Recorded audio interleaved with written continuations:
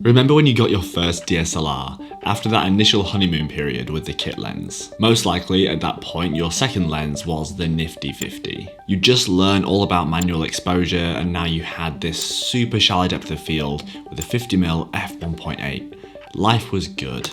Looking back, it's one of the cheapest upgrades any of us ever made, and it still feels like the most significant. Each new upgrade we make now, whether it's a camera or a lens, feels less and less exciting as time goes on. Each innovation now is just trickle-down features from the pro cameras, and we're not getting anything interesting or niche in our smaller cameras. But much like the iPhone upgrade cycle, when a new one is released, we feel we must buy. You'll have no doubt noticed I'm often talking about the surface level usability of a camera. I'm rarely looking at pixel peeping and comparing images. I want to explain why I do this. Each digital camera that I've shot with, really at the end of the day, when I've delivered the images, I've exported them from Lightroom, they all feel the same. It's rare that I'm shooting with a camera that doesn't perform to my expectations or over. The images we get from all these cameras are pretty much the same, so your experience when using them is what makes the difference between you choosing a camera from this brand or a camera from this brand, and then this specific model or this specific model. Those are the differences that count. And when it comes to film, the same is true. Film cameras are just a box with a shutter mechanism to allow light in, and then wind on the film to the next frame. Every single film camera performs the same purpose. Really, the lenses that you put in front of the film are the things that matter most. I choose film cameras purely based on the user experience, how they feel in my hand and how much I enjoy shooting with them. And that's the experience that I apply to digital cameras, because at the end of the day, they all do the same thing. They're a sensor that records light. You can choose the lenses, you can choose how you edit it, but at the end of the day, they're all going to give you a raw file that is way beyond what you need. I want to take a moment to thank the sponsor of today's video, Wondershare Recoverit. If you've run into issues like a corrupted SD card or a damaged hard drive, Recoverit might be exactly what you need. With a solid 99.5% success rate, this software supports over 1,000 different file formats, and you can recover everything from 8K high-definition videos to audio recordings or raw images. And the process is very straightforward. First, you'll select the hardware where the data was lost. This could be an SD card, an external hard drive, or maybe a USB thumb drive. Next, the software will scan your hardware location to find your lost files, and you can see a preview of these as it's scanning, so you know exactly what you're recovering. Finally, it's just one click to restore your selected files to a secure location of your choice. If you find yourself needing to recover some lost data, consider giving Wondershare Recoverit a try today. There's a link in the video description below to download Wondershare Recoverit for free and try it out, so you can prevent losing your files in the future. The most exciting new camera release I've seen recently is actually this, the Leica M11D. Now this camera and people liking this camera is completely logical, but I think that's why I like it. There's actually parts of this camera that make a lot of sense to me as someone who has often closed the LCD screen on a mirrorless camera and just shot through the EVF using zone-focused manual lenses. Sometimes I've thought I wouldn't mind just shooting on a DSLR, which I have done quite a lot, or just going back to something like this, a rangefinder but digital, and preferably not as expensive as an M11D. But the reason why a camera like this might be very successful is because it's niche.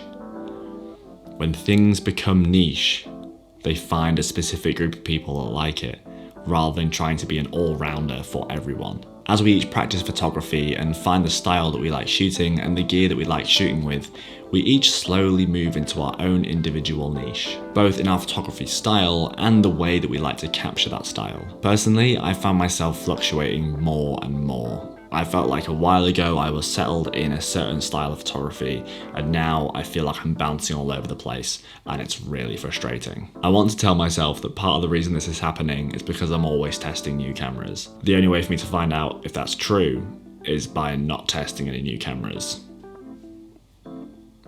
That could be a challenge.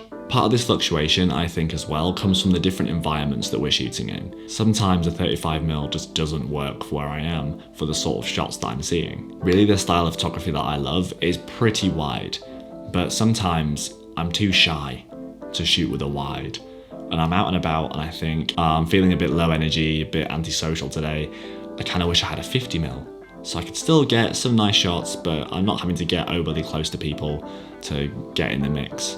And then other days, I'm so social, so extroverted, a 28 would be great. I can throw myself in the crowd and have a great time. Saying all this, I'm starting to realise why zooms are so important. They kind of accommodate for mood swings. That would be useful. I'm nearing 3 months of use of my Sony RX1, and I have a few more up-to-date thoughts on using this camera, as limited as the camera might be. These are all going to go into a full updated review in the coming weeks. But first I want to go over a few things that have actually changed in my opinion of this camera. The RX1 is good as new when you consider the sensor format, the resolution, and the lens fixed to the front of it. From that perspective, it's an easy recommendation for most people. However, if it's selling used for around $1,000 and it's a 12-year-old camera with many drawbacks, it's suddenly not a very easy recommendation for anyone. A camera like this today really could be priced very low. You could remove any IBIS from a camera like this, you could give it a fixed lens, make it super basic, but just include a few of the newer interface features that we're now used to from the leading brands. But even then, if we really try to niche it down, kind of do what the Leica M11D has done, would it still disappoint us? Even if it was perfect for a very small group of people. But maybe that's why companies like Sony don't want to do this. They want to focus on pleasing a lot of people at once rather than niche groups. It's hard to convince a camera company, maybe Pentax, weirdly, making a half-frame film camera in 2024. It's hard to convince another camera company to release a basically too niche camera to succeed. These days, I find it really weird that the cameras that are coming out from like the OGs like Canon, from Nikon, and from Sony, who are now like a modern OG, the cameras that are coming out from them are so high tech for the price.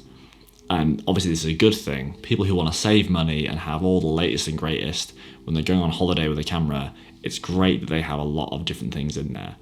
But when it comes to like the photographers who like we want something engaging to shoot with, I do seriously respect Pentax making the Pentax 17, going with something completely out of left field. I'm just really holding out for a company like Sony to cash in on the Minolta heritage, or Canon to cash in on their amazing heritage, or Nikon to do the same.